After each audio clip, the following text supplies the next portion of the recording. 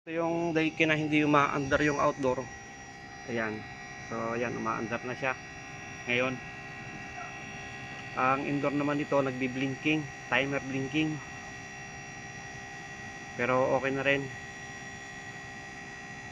Una, ang unit ay marumi, kaya nagkakaroon ng problema. Tapos nagkakaroon ng problema yung board. Pag ganyan, no. Kasi kanina ang tagal, hindi umaandar ang outdoor. Pangalawa nito,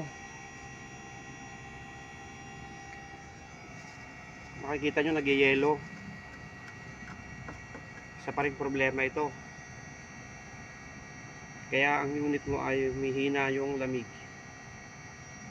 Nawawala na yung lamig dahil nag-yellow na. Kakapal at kakapal ito dahil ito ay low refrigerant. Ang refrigerant ito ay R32. 32 flammable. Pero ang sakit talaga nito ay no power ng outdoor. Yan ang pinakang sakit nito. Ang indoor nito ay timer blinking. So maraming dahilan talaga, halos lahat. Board, low refrigerant, fan motor, compressor, marami ang dahilan. Pero to nakita na ang dahilan, no. Isa pang dahilan yan, kapal ng yelo. So low refrigerant na to. Pero yung unit niya okay na to.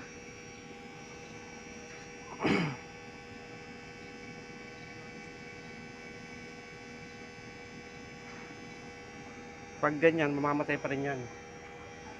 Or yung lamig hindi ka nasulit dahil mababa talaga yung refrigerant mo na. So yun ang naging problema nito. Sakit sa ulo. At least umandar na yung unit na Daikin. 2.5 sir? 2.5. Timer blinking, no power ang outdoor. At low refrigerant. Yan. Yan ang dahilan ng pagkasira ng unit. Pero okay na. Goods na.